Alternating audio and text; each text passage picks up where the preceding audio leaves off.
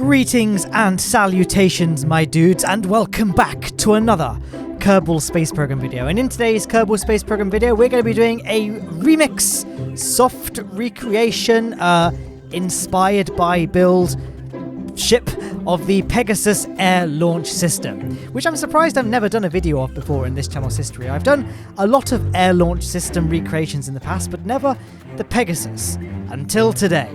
So you can see me constructing it here. I'm constructing the payload first, and then I'm going to construct the aircraft around it. The Pegasus, for those that don't know, is a small rocket designed for carrying approximately 450 kilos, or 977 pounds for viewers in Orange Man land, into low Kerbin orbit. No, low Earth orbit. I always do that. I always say Kerbin when I mean Earth. Now, the Pegasus rocket doesn't have the delta V to make it into a stable orbit from a launch pad. Instead, it's carried up by a carrier aircraft up to about 12 kilometers, where the atmosphere is much thinner and therefore does not require as much thrust to power through, and then it's deployed from there. Another advantage to launching higher up is that the engine nozzles don't need to be optimized for the high ambient air pressure found at sea level. A rocket engine can be designed to work efficiently in high air pressure, i.e. ground level, and at low air pressure, i.e. higher up. It's impossible to make a conventional rocket engine, beyond aerospikes and all that, to be efficient at both altitudes. But since the Pegasus doesn't need to operate in high ambient air pressure, it can be optimized purely for high altitude flight, therefore achieving greater thrust and efficiency throughout the entire operation of the engine. Further advantages to an air launch system include reduced susceptibility to weather conditions, since the carrier aircraft can simply fly around and above the weather conditions, and it can also fly to more optimal launch locations and launch a payload into any orbital inclination at any point in time. Insurance costs are also typically lower, since there aren't many buildings at 40,000 feet that could be destroyed by a mishap launch, and there's obviously no need for a launch pad or blockhouse either. However, there are some notable reasons why a SpaceX-style recoverable booster is a better solution than the Pegasus.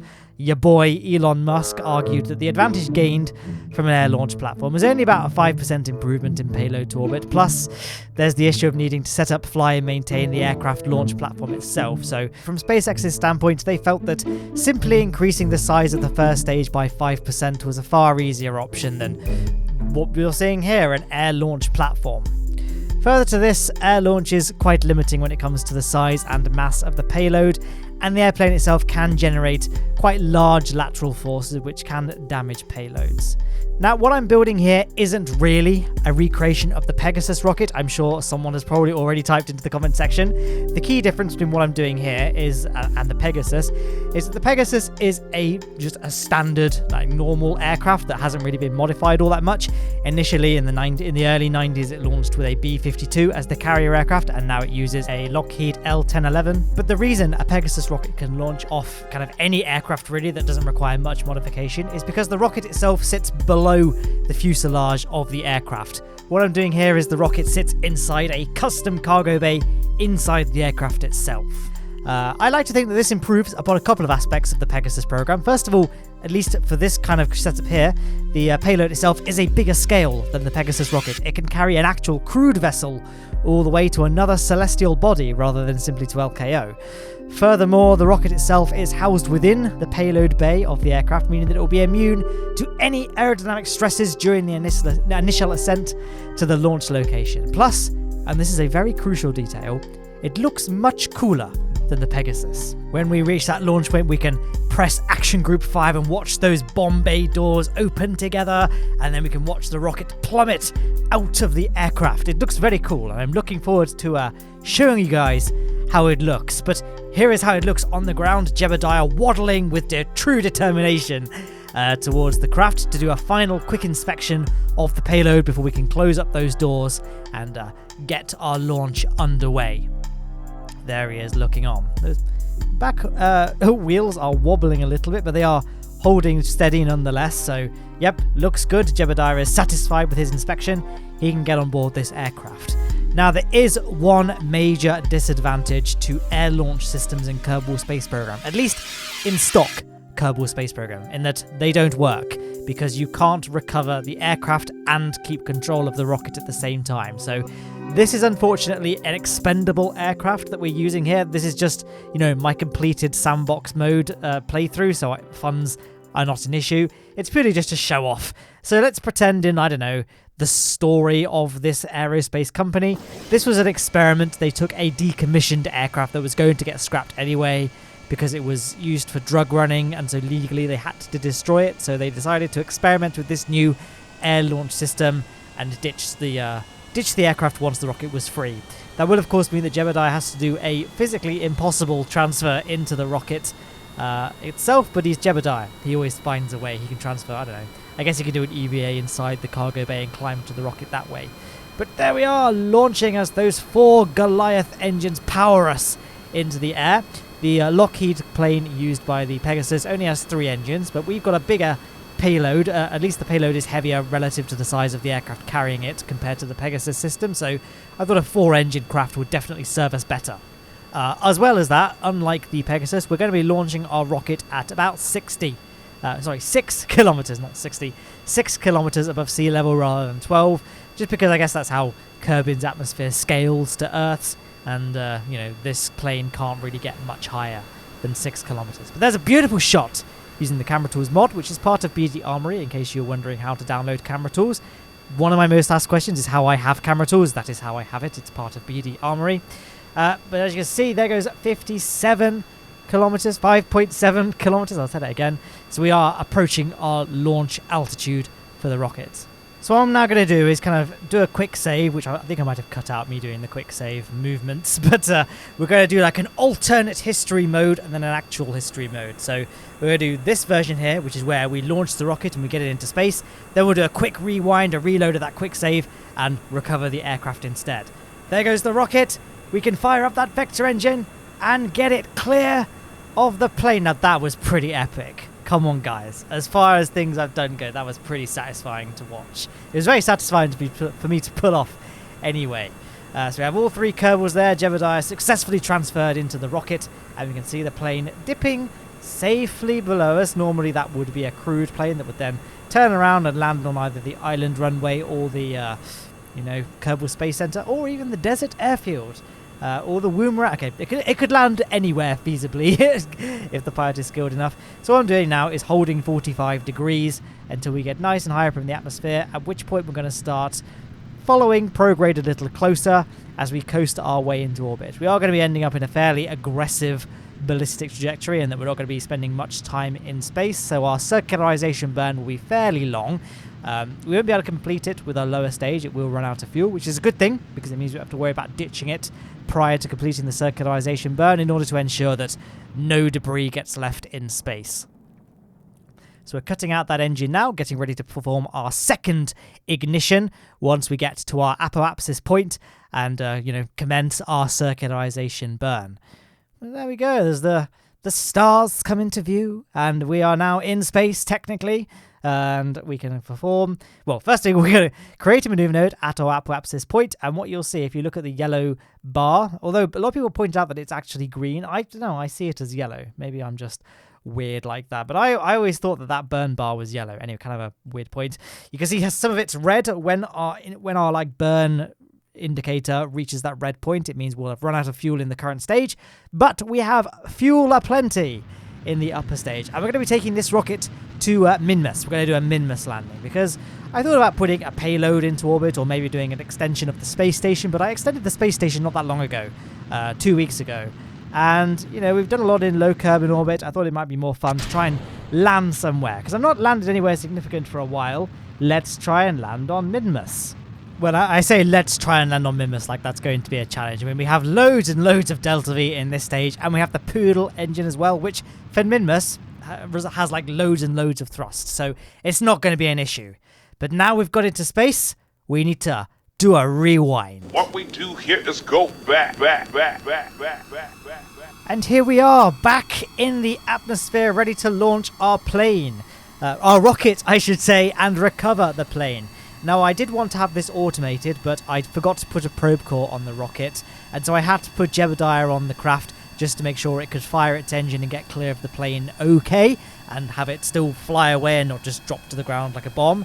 So, big F for Jebediah there. He will unfortunately die on this mission.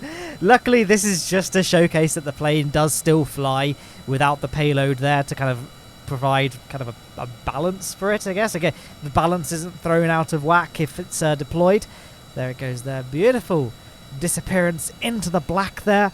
We'd have to show the entire flight in its entirety.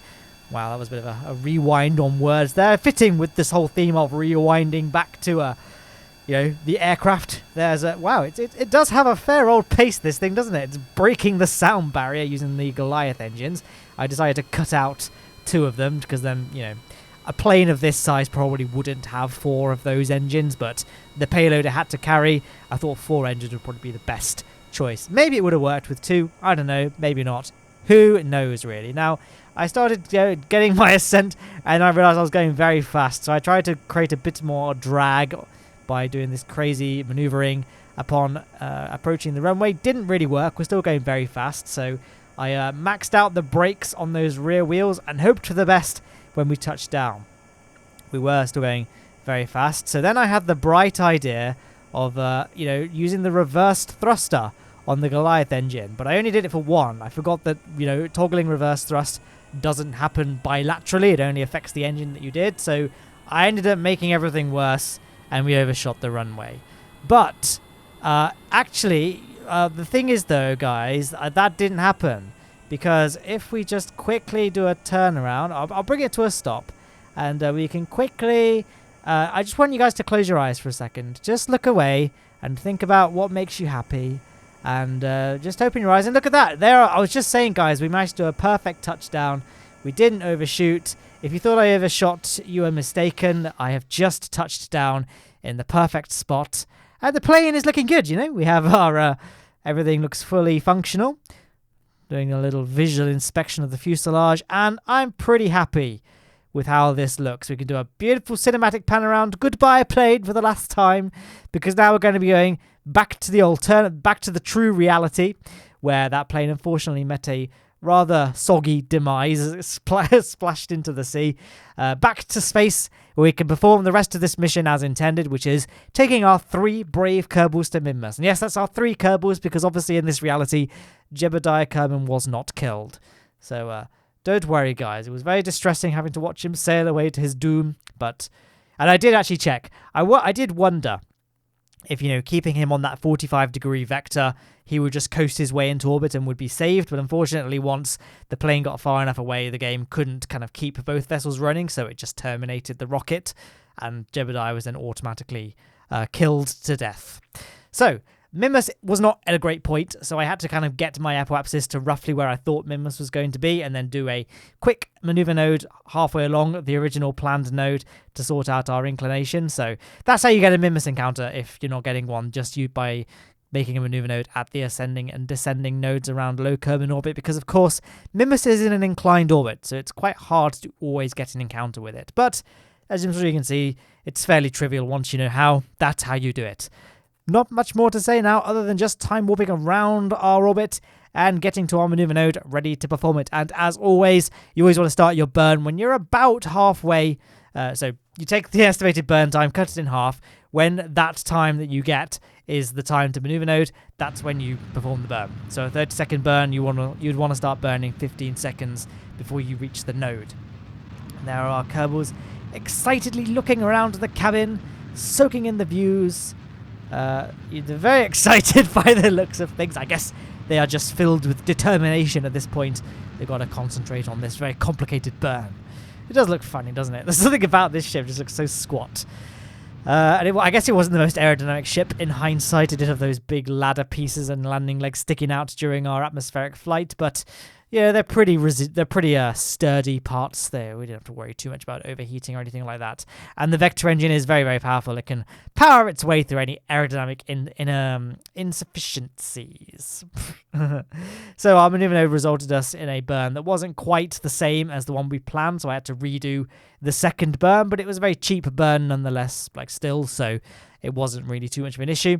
So creating our inclination adjustment, and then we're going to do our retrograde burn planning as well, just to ensure we definitely have enough delta V here, which of course we do. We have over 1,000 meters per second, which is more than enough for Minmus. I mean, a Minmus landing is less than 200 meters per second to do. It's 180 meters per second of delta V, and of course that would be the same for getting back into Minmus orbit. So we really are spoiled when it comes to Delta V.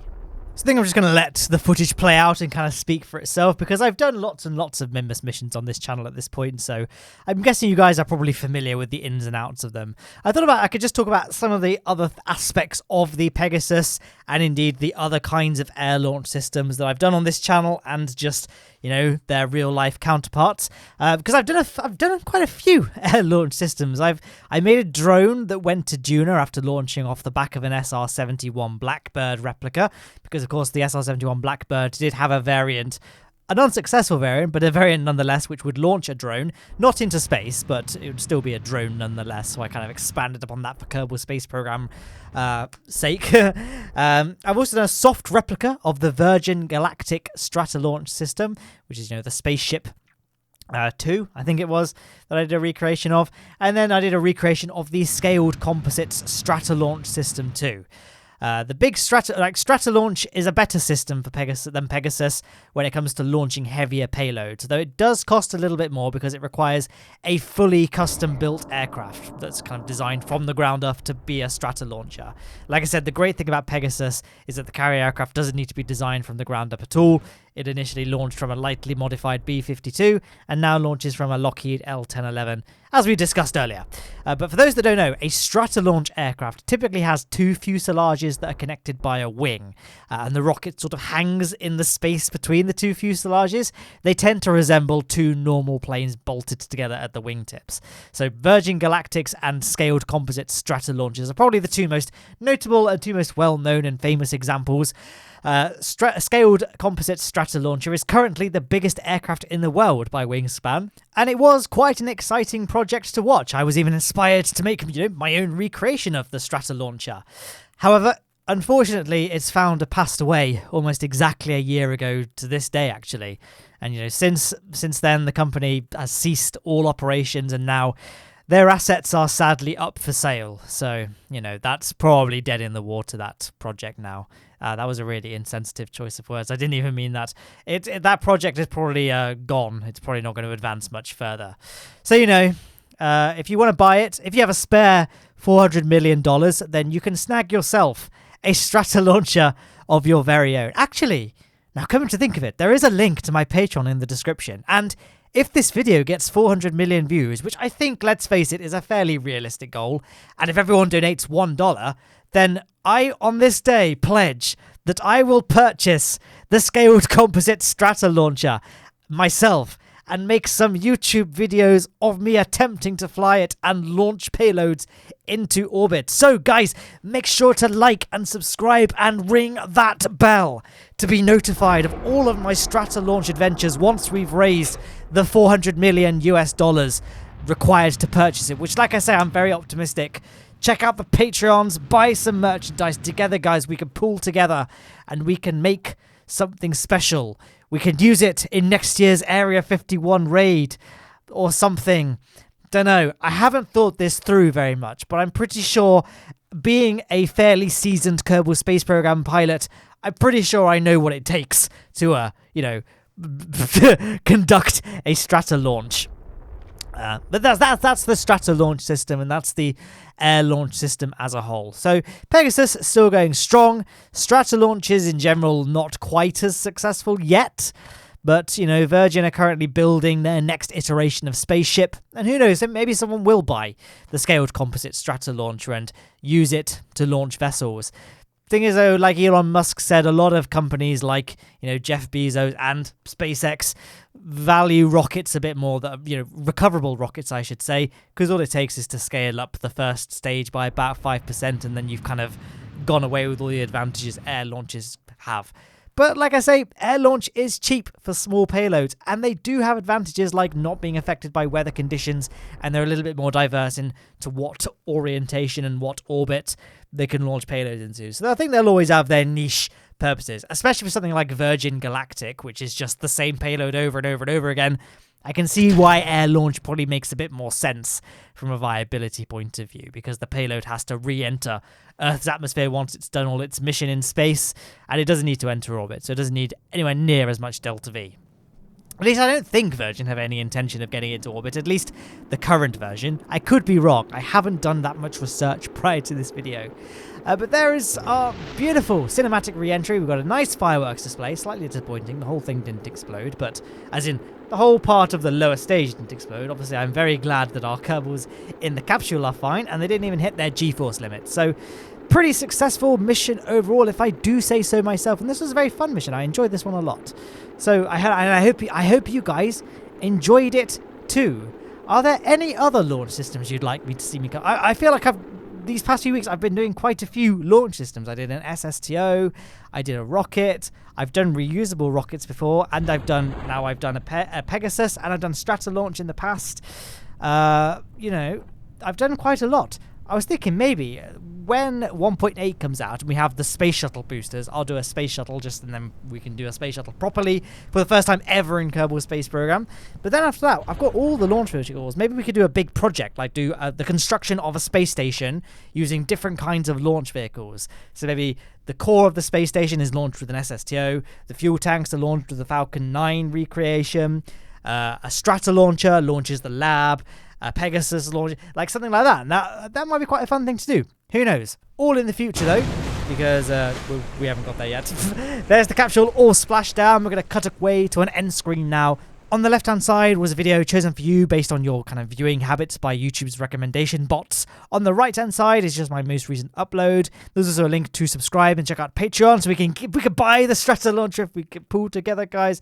There's also links to Twitter, Discord, Instagram, merchandise in the description if you'd like to check those out as well. But other than that, thank you for watching.